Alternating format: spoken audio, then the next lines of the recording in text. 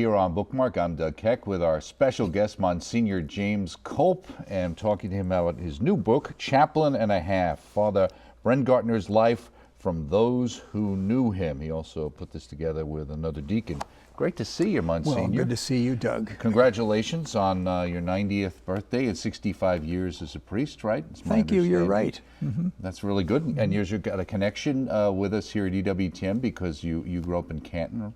That's right. Uh-huh. So in the same town our beloved mother Angelica was born into. Yes. And one of the questions I wanted to ask you was because of people are hearing a little bit more about Rhoda Wise and the connection to Mother Angelica, because that was an important part of Mother's story that people would see in Raymond's book. And you were saying you were familiar with Rhoda Wise, right? Yes, I was familiar with her, Doug, and I met her. I sat on the chair where she claims that Jesus sat on, and there's now a chapel there right close to her house, and there are quite a few people who are visiting there. But she was a very interesting person. Right, exactly. And I think even her cause is being promoted these days, so people might hear more about this. Now, the last time I spoke to you, we were talking about another priest. Who was that? That was Father Lindesmith. Right, okay. And who was he? Father Lindesmith was a chaplain, just like the one that I wrote now. And by the way, this book that I wrote was written by me and also Deacon Timothy DeFringe, who is from Kent, Ohio. Okay. But the former book, Doug, was about Father Lindesmith, and he was a chaplain in the Indian Wars. Just after Custer's last stand, he was a chaplain there, and he also baptized my grandfather in 1859. Okay.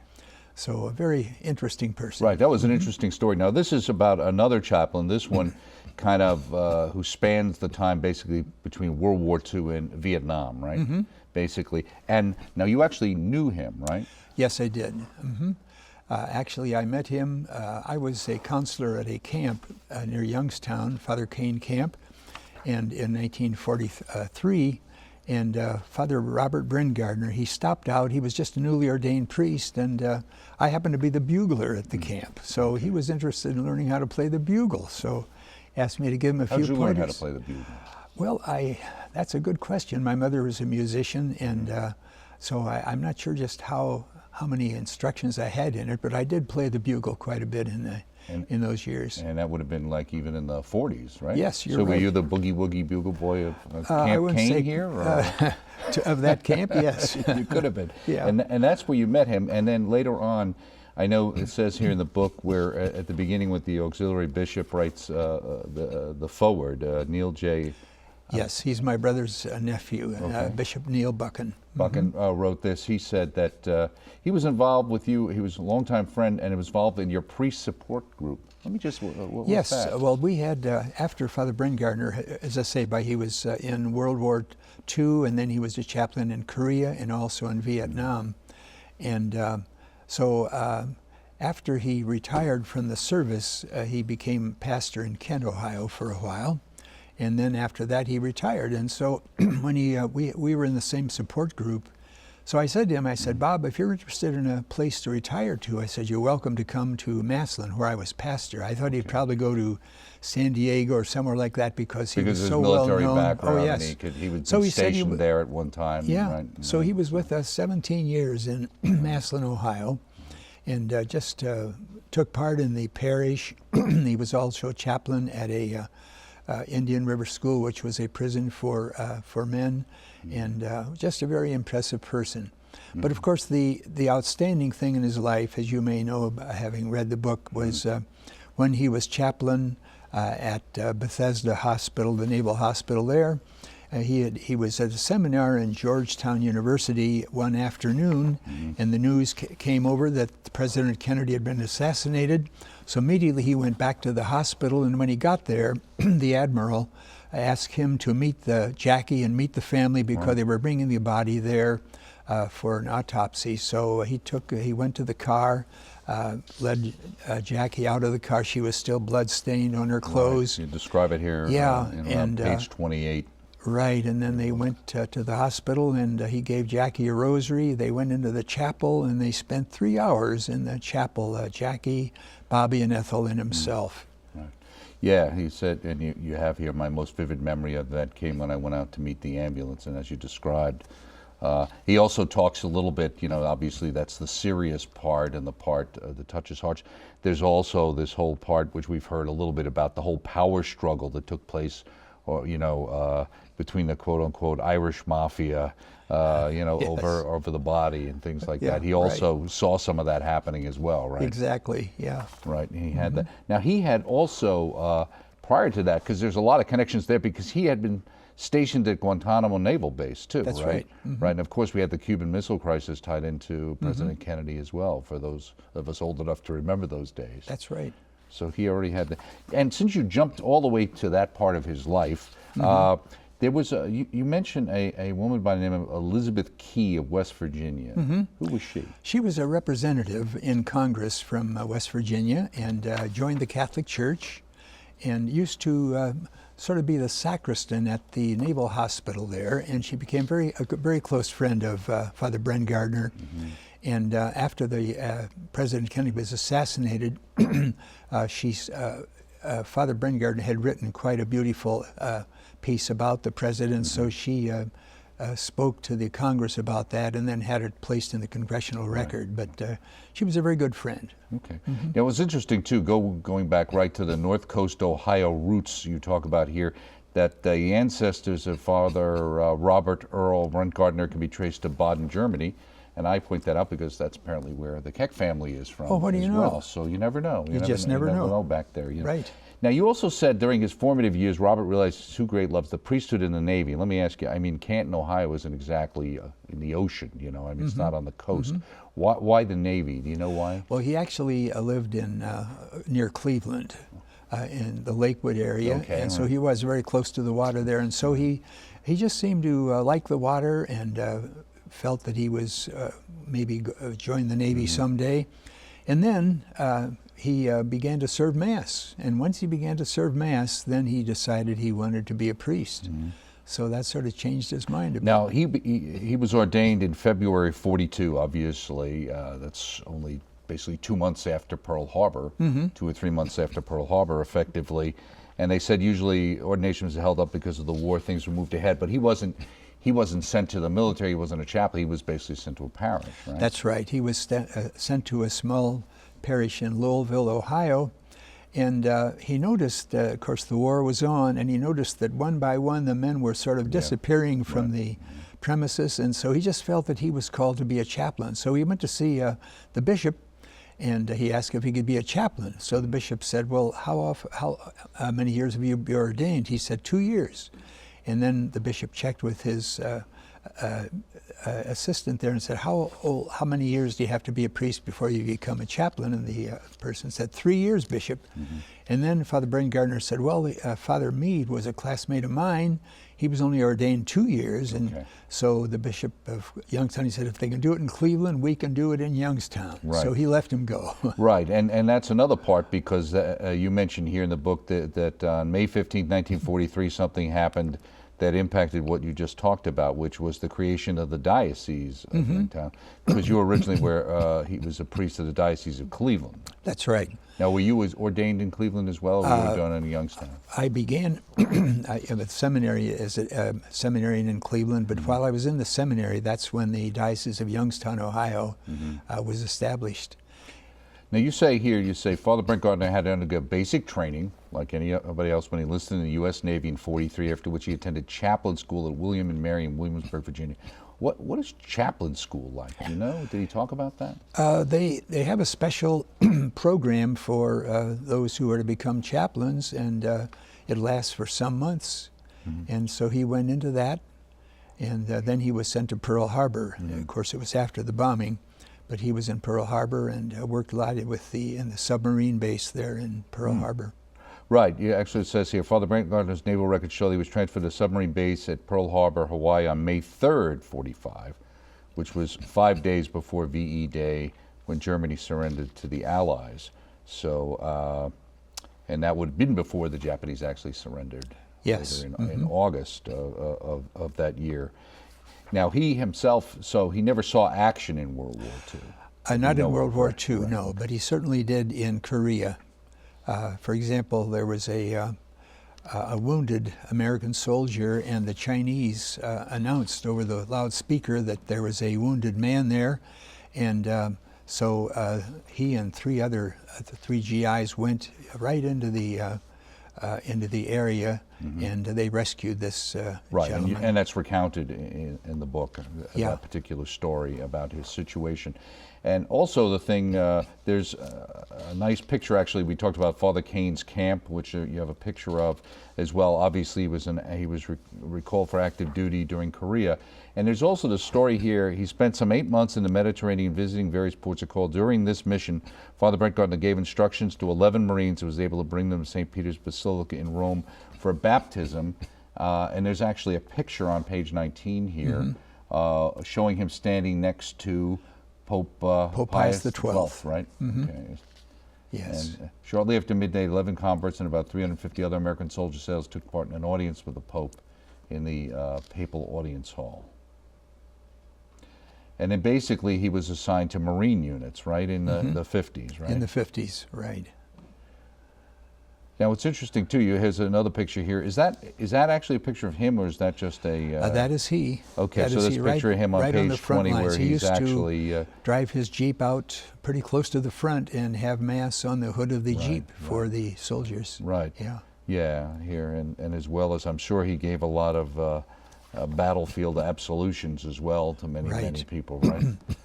And one of the ones was I remember reading in the book. I'm not sure where it is right now, but where. Oh, this was it. He said, one time I went up to an injured man, his face covered with blood. I told him that I was a Catholic chaplain. After I said this, the soldier's eyes opened up and a smile came to his face. One day, the chief petty officer who was in charge of the doctors, chaplains, and corpsmen of the military came to see me. He told me he wanted to get some of that good stuff that he sees all the soldiers have in the midst of torturous fighting. Yes, isn't So that it's a great interesting? witness, right? Oh, it was. And there were various ones who joined the church, including ministers that he knew in the service. Yeah. Right, and he was assigned, he actually ended up on the Intrepid, right? That's right. Aircraft carrier, attack carrier. And he was in Alaska at one point, Kodiak, Alaska. And then he ended up actually in San Diego, right? I have a map at home, and it has a little American flag. And it's a large map of the world, and it has a little flag in each of the spots where he took part, you know, in the service, and it's just filled with flags all over in various continents that he served in.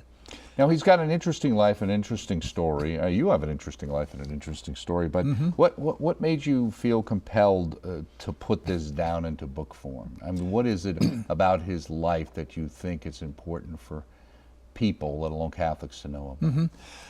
He was a man who just an outstanding person, a wonderful sense of humor, a deep spirituality, could adjust himself to any situation.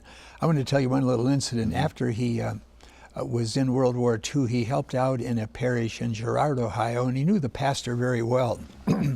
And so he was in Girard, Ohio, and he decided to go deer hunting. So he went deer hunting, and he got a deer. And so he took it back to the St. Rose and hung it in the garage. And so the pastor, Msgr Kelly, went over to the first grade and said, "Boys and girls, I have some sad news for you. Father Brengartner just killed one of Santa Claus's reindeers." Okay. And all those kids, you know, really dirty looks. But he said, "If you don't believe me, it's hanging out in the garage." Incidentally, talking about deer hunting, yesterday I was with Father Mitch Packwell. Oh, I was going to say, Father Mitch had to be involved. He was practicing with his bow and arrow. Oh, you yes, know. yes. But of course, Father Brengartner had a gun when he did his deer. I didn't think Father Mitch had to practice at anything. I thought he just had natural skills and ability. He's skillful, I'll tell you. But he's very practiced and very well read. Oh, yeah.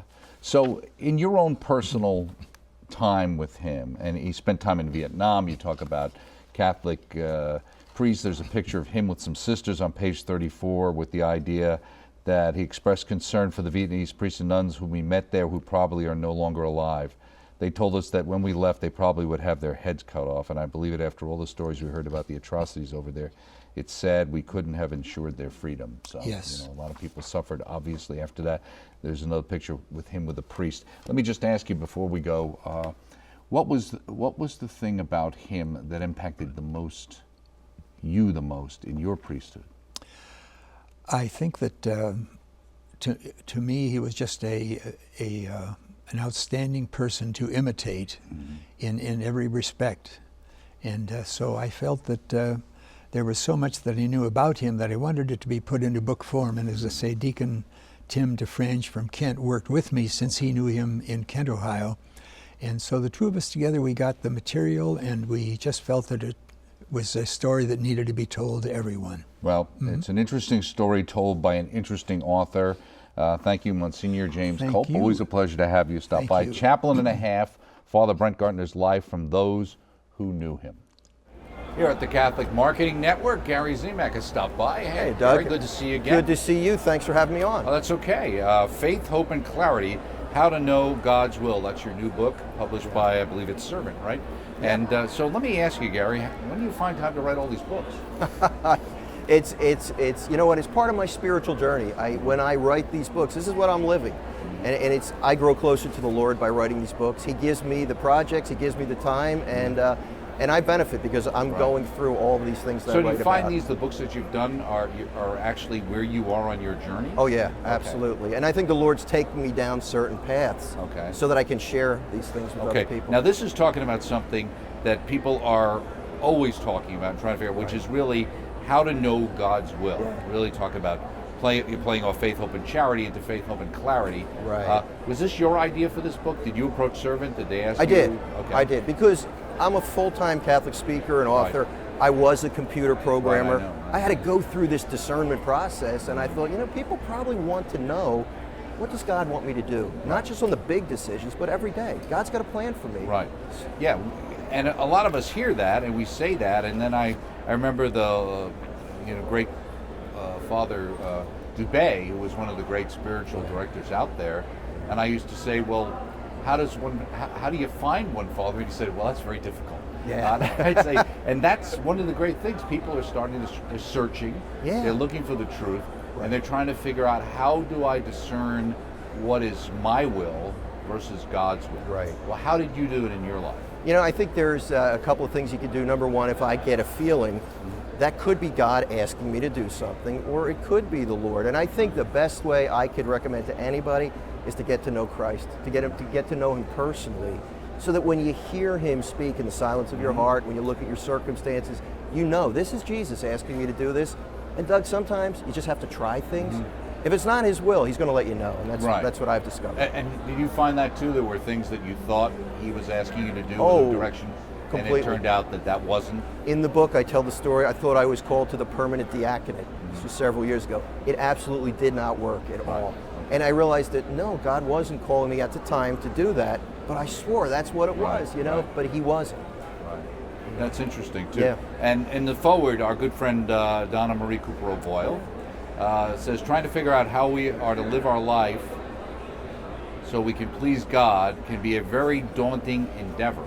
And that goes on to say, discernment, however, is not reserved for those attempting to figure out or call a religious life or a lay order. Right. Everyone is involved in discernment in a myriad of ways, even at times when one is simply immersed in one's normal daily activities. Because for years, the idea that a lay person needs spiritual direction or needs to be able to discern things, we never heard any of that. No, we didn't. And as a result, here's what I did for years. I just went to Mass every Sunday. Didn't really care about what God wanted me to do. It was all about me. And then one day I realized... I thought all He wanted me to do was to go to Mass every Sunday. That's what I thought, right? And I'm a good Catholic. I go to Mass each Go to Mass week. on Sunday, I'm not eating meat on Friday, and I'm doing okay. But then I realized that there's more to it than that. He gives me each new day as a gift. He's got a plan for me. Right. It might be basic. It might be taking care of my family. It might be doing a good job at work. Right. But, I think it's important for us to ask the Lord, do you have anything for me today? What can I do for you? Have you ever been upset with His answer? Yeah, all the time. Okay. and that's why people don't ask. They're afraid what's going to ask them to do. Exactly. Right? And because sometimes God's will is painful. Sometimes God's will, for me, involves going out of my comfort zone. Right. I have a hard time being nice to people, so I can be nice to people who are nice to me.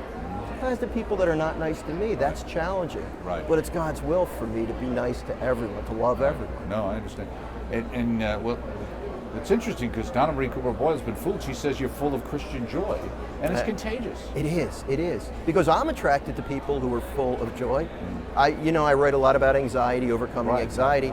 I was anxious and miserable for just about all of my life, but now I know with Christ, even though I might not be doing everything I want to do, there's that peace he's going to give me. That supernatural peace, and I wouldn't trade it for anything. Well, in the introduction here, there's a quote from Cardinal John Henry Newman, who said, God has created me to do some definite service. He has committed some work to me which he has not committed to another. Now, sometimes, people are surprised to think, does God really have a mission for me? Or in another case, they feel like, well, so it should be very special. Or it's supposed to be big. And they miss the fact that their mission may be exactly what they're doing, but just doing it in a better way. That is so true. And more often than not, every day, God wants you to do what you normally do in your state in life. I'm a husband, I'm a father, I take care of my family. But then every now and then, he's going to send some suffering into your life, perhaps. That's his will at that time for you. He might ask you to do something. He might ask you to volunteer at church. He might ask you to become an author. I'm a computer programmer. He asked me to become an author and a speaker. I mean, it happens sometimes. Right.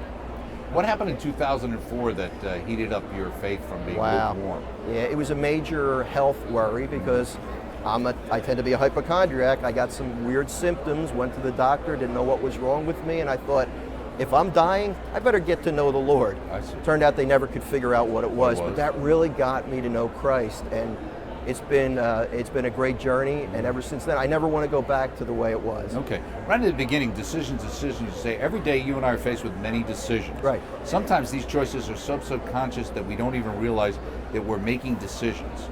I mean, then you go and say, like, waking up, what I should eat for breakfast. Yeah. But I mean, does the Lord care what time I get up or what I have for breakfast? And that's the thing. There are decisions that they really don't affect my relationship with Christ. Like, he's not going to care if I have eggs or cereal or whatever, things like that. But he may care if I'm going to buy a new car or if I'm buying a new house or if I'm switching jobs. And that's why I make the point that we should involve him. If we are in a personal relationship with him, we should at least talk these things over with him because it could affect our relationship. Well, you say when we stop to think about it, many trivial decisions might not be trivial at all. And you go on to say, how can we tell, and this is really the issue, if a decision is truly important? Right, and really what it comes down to, does it affect my relationship with the Lord? I'm not going to buy a new car without checking with my wife because I love her. It's a sign of respect. Same thing with the Lord. I'm not going to make major decisions without at least saying, Lord, what do you want me to write about? Right. What do you want me to do with this job? And the Lord's also at the center of your marriage, so anything that impacts your family, your marriage, he needs to be involved Exactly, in, right? Absolutely. Now, I noticed one thing, and I'm trying to recall, but as far as the format in this, I noticed that this one has got some key points at the end and some reflection questions. Now, I'm trying to remember from some of your earlier books, I don't think do your first books have these? Or some of them do, and I always like to do that because I'm the type of guy, I'll read a chapter and I'll think, okay, what was the point? And I always want to make sure that everybody knows, here are the main points, things to think about, the takeaway. We used to say in the business world, the takeaway. Yeah, what's my takeaway? What's the bottom line? What do I need to know leaving out of it? Exactly. Yeah, you talk about key points and then reflection questions. This one struck me. Think about all the decisions you made in the last 24 hours. How many times did you consult God before acting?